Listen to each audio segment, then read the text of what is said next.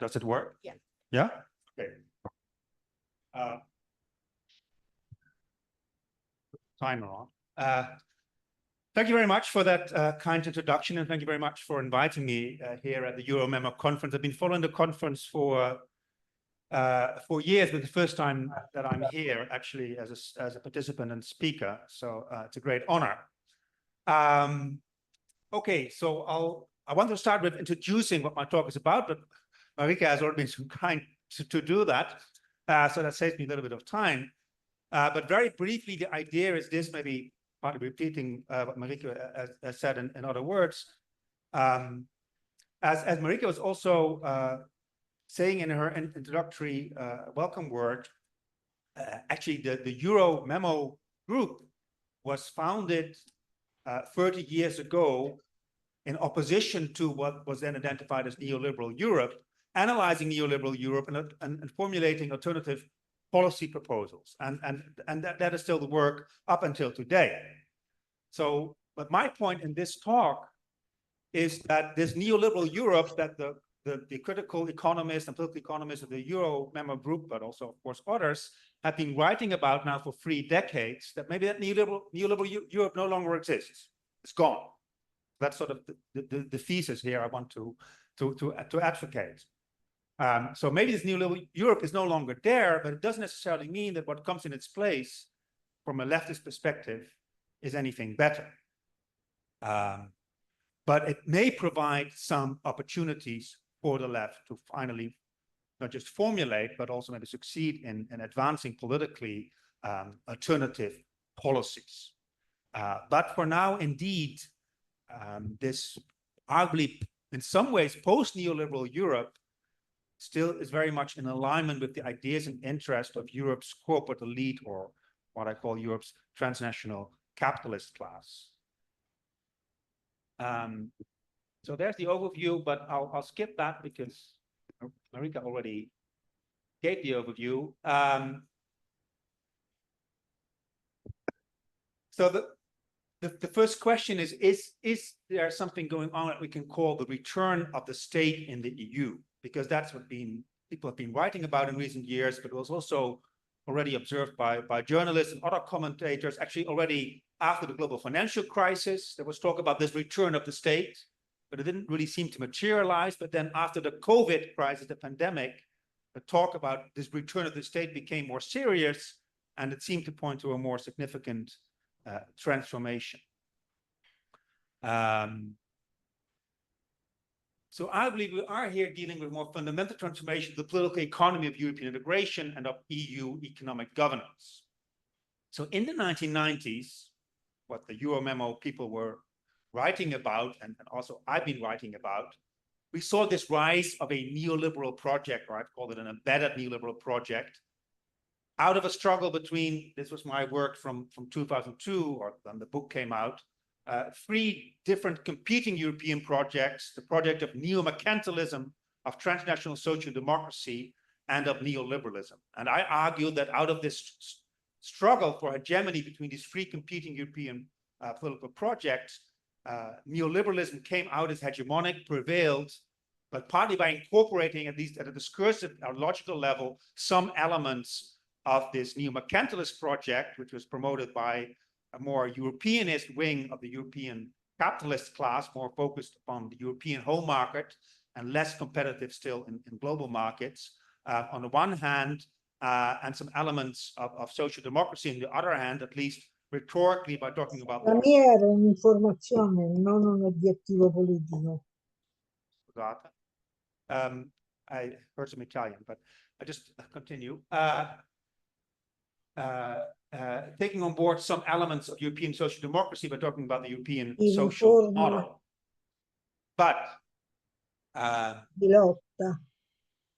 Maria Grazia, penso che... Okay. Yeah. Just wait.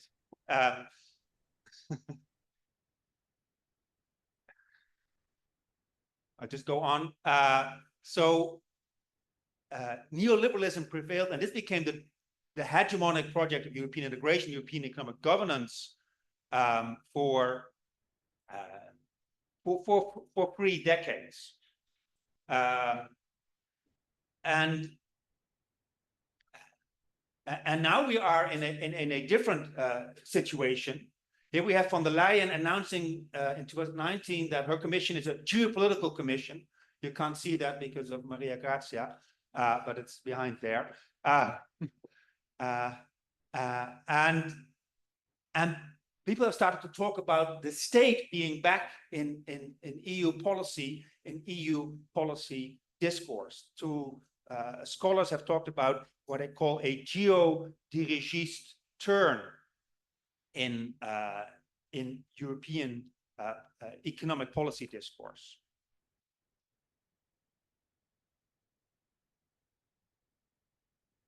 There is something. Should I use this one now? Yep. I don't know what's going on, but it's no longer working. It's maybe because of this. Oh, yeah, it was working.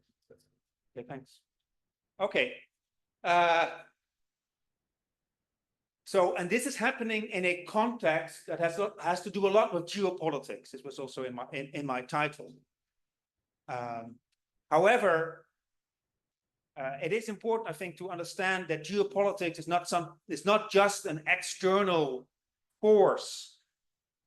It's not just something that is sort of imposed upon Europe. It's partly also that it's an external global context that Europe and Europe's elites are facing. But at the same time, Europe's elites are also contributing and shaping this context and also contributing to this geopolitical context and increasing geopolitical rivalry, which is bound up with a global power shift and arguably the decline of American hegemony, the rise of China, and the end of what we could call the US-led liberal world order. It's also being called decentered global capitalism or decentered globalization.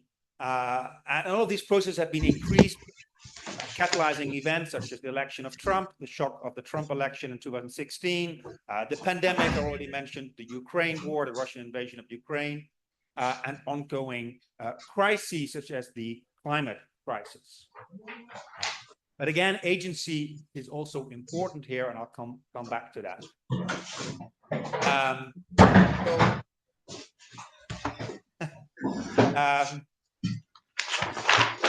Joining us from Italy in the meantime. So, benvenuti. So, where do we see this quote-unquote return of the state in EU policy discourse and actual EU policies? So there is now serious talk, and I think there is something we can call a new EU industrial policy, and that is something we haven't seen in a long time. This is partly under the umbrella conceptually or discursively of strategic economy, now called open strategic economy, because the trade wanted to add the open. And it's a controversial concept or contested concept, because what does it actually mean? Autonomous from what and from whom? Is it about China? It's also about the US. But it's certainly a very sort of shaping discourse in EU policymaking nowadays. Partly goes back to people like Macron, who already called for this in 2017.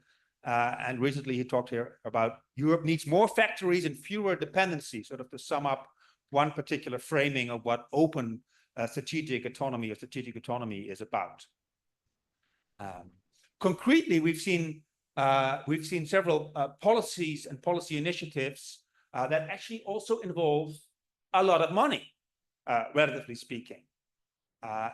And this is new because it leads to public investment, whereas the EU neoliberal project used to be not about public investment, but about freeing up space for private investment, liberalizing the market, and actually prohibiting state aid and a tough EU competition policy that was also framed within neoliberal terms.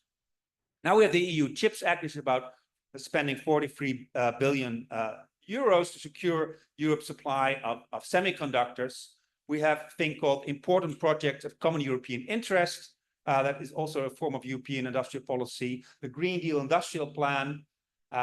And of course, but I think that will also be discussed in the next presentation. Now we have the Draghi report, which calls for 800 billion annually of not just private, but also public investment to prevent Europe from falling behind with regard to technology and innovation behind China and the US. And that's what the whole discourse is about.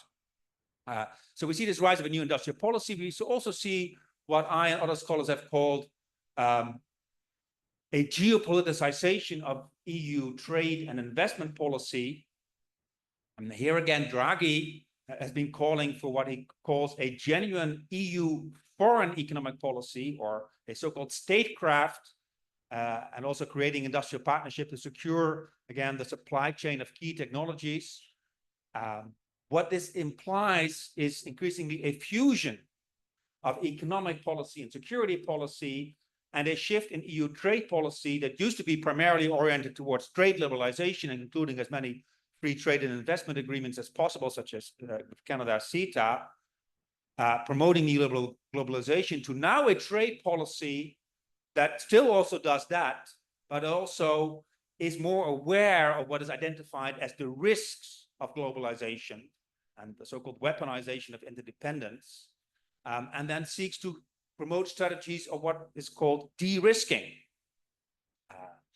And concretely, we see this in the EU's economic security strategy, for instance, or in things like the EU anti-coercion instrument in trade, or the foreign direct investment screening that the EU nowadays also does. Okay, so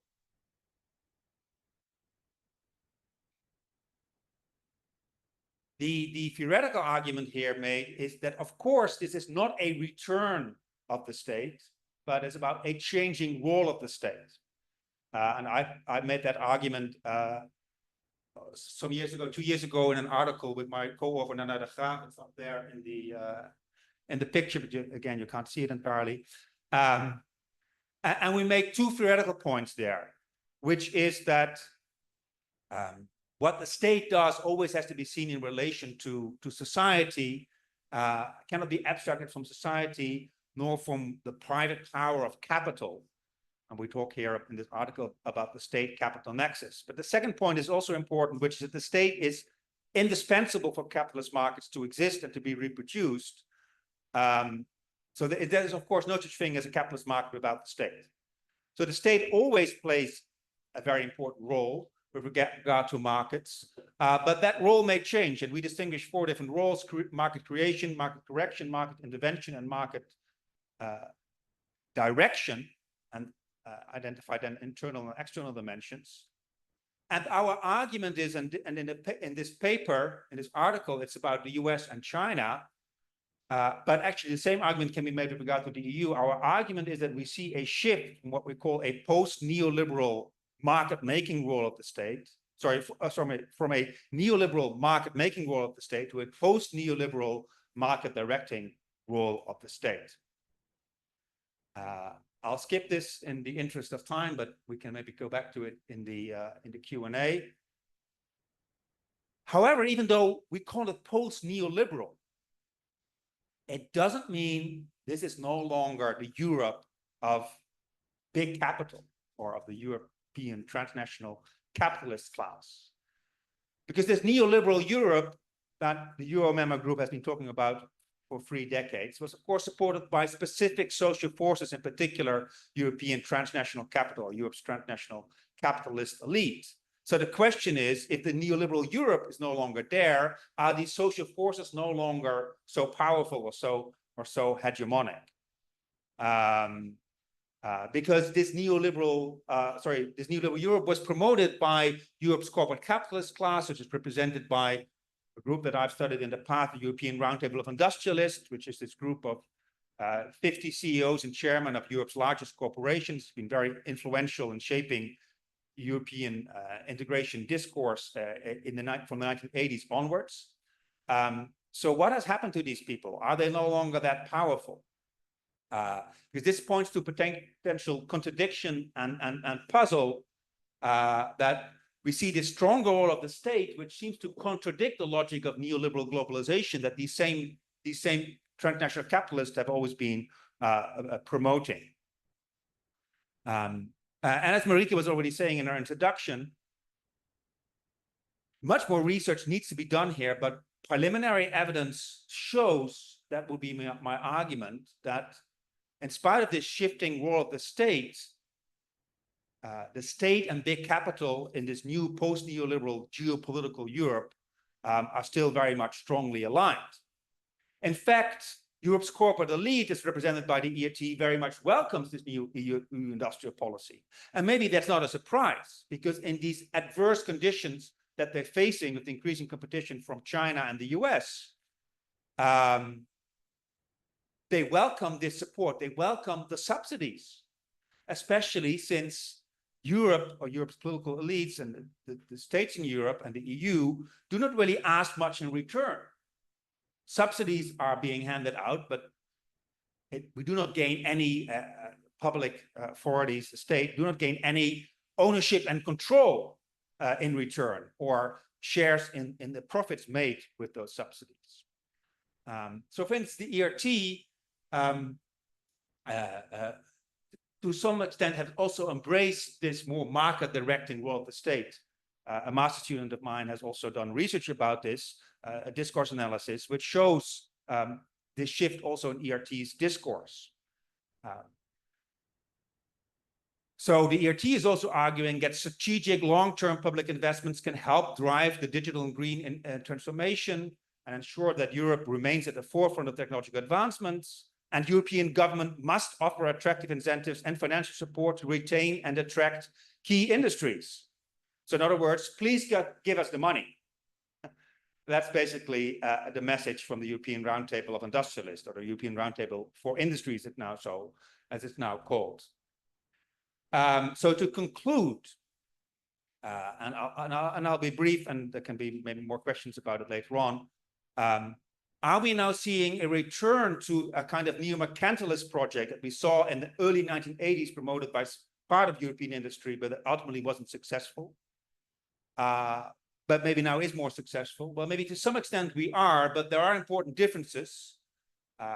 One important difference is China, and the fact that China is very much integrated within global capitalism, unlike the geopolitical rival of the time, the Soviet Union, which was largely outside the system. And because China is inside the system, but at the same time a rival, we get this geopoliticization of economic policies and of trade policies. Because on the one hand, we're still very much dependent upon China, China also to some extent upon us, but at the same time, there's also this perception of increasing risks. And as I said just before, we are moving beyond neoliberalism, but it's still the Europe of big capital. It's also still the Europe of the same democratic deficit, deepening inequality, and all the problems that go with it. And to the extent that answers are formulated to those problems, those answers come from the far right. So where does this, in my final 2 sentences, where does this leave the left? Well, of course, in a rather bad situation. But I think what is important is the fact that neoliberalism, as a policy discourse, saying we need to leave things to the market, and it's all about the dynamism of the market, that policy discourse is no longer hegemonic, does open the political field for the left. Because there is now the recognition that, well, we need the state. We've seen this with COVID. We've seen this now with Russia and the war. We need the state. Without the state, we are in trouble. And therefore, this does open potentially opportunities ideologically for the left, but those opportunities will still have to be taken. Thank you.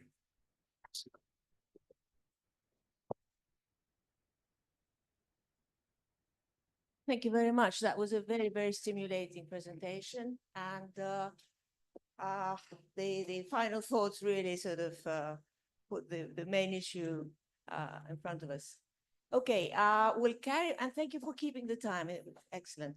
We'll carry on with Elizabeth, please, for another 15 to